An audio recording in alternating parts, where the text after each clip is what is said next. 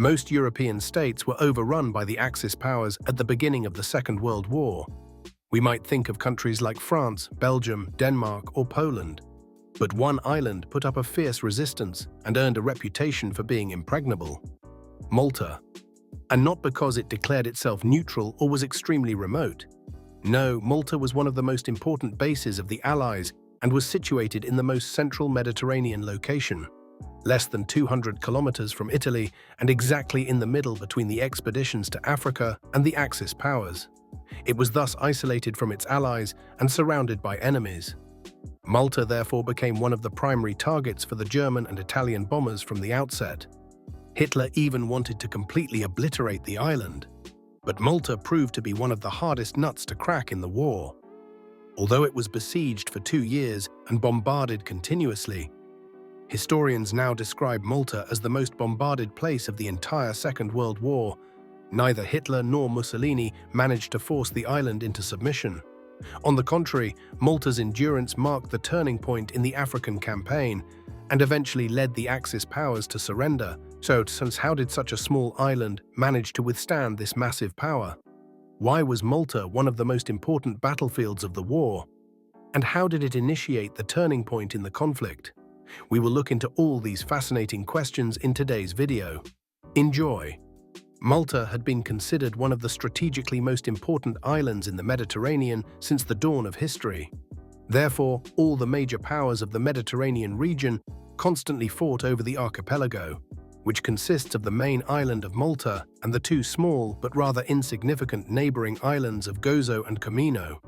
I will refer to the main island of Malta. It became part of the British Empire starting in 1800 and quickly developed into one of the most important crown colonies. From Malta, the British could monitor the entire Mediterranean, and thus the headquarters of the Royal Navy was established there.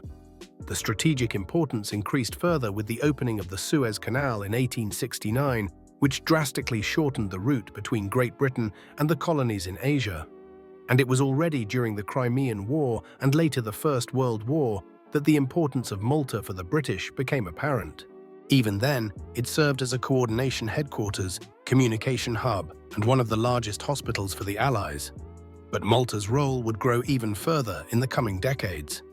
In the 1930s, the rivalry between Great Britain and Italy grew, as Italy increasingly reached into Africa, conquering not only Libya but also distant territories in East Africa.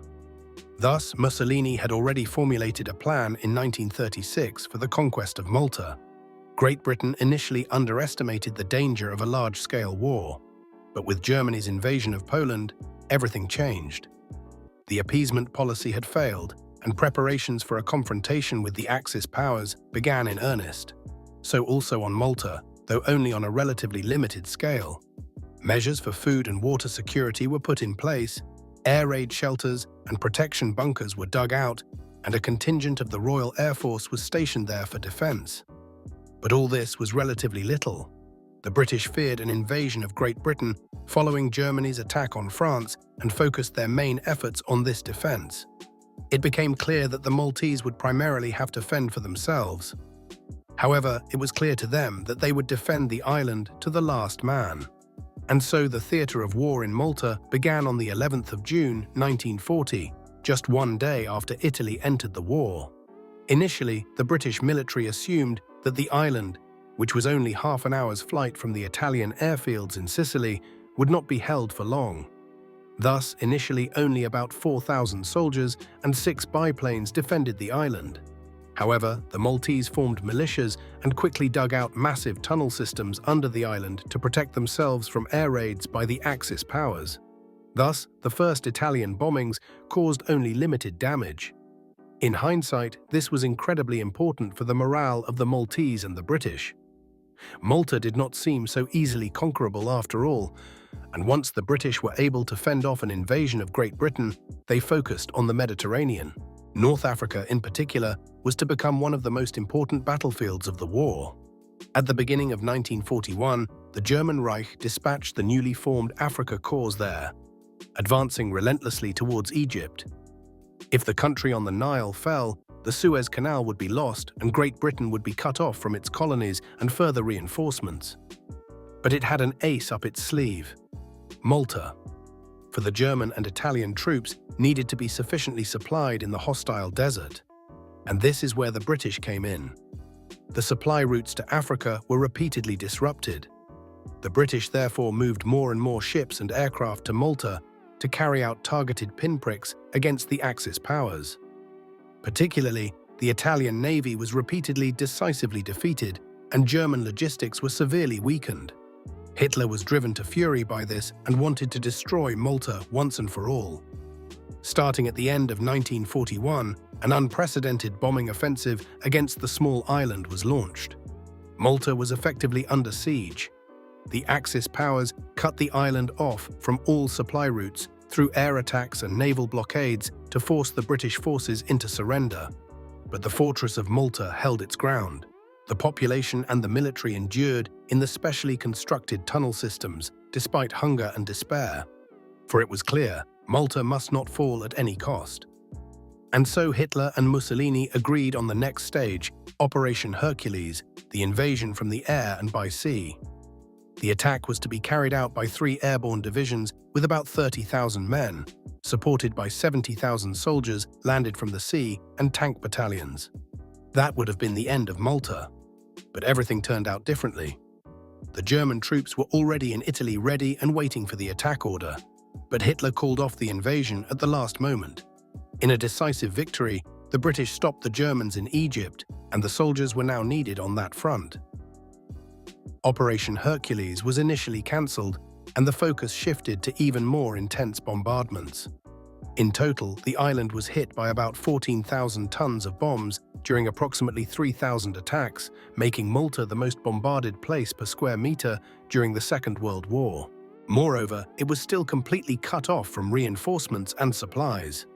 By August 1942, Malta was on the brink of capitulation.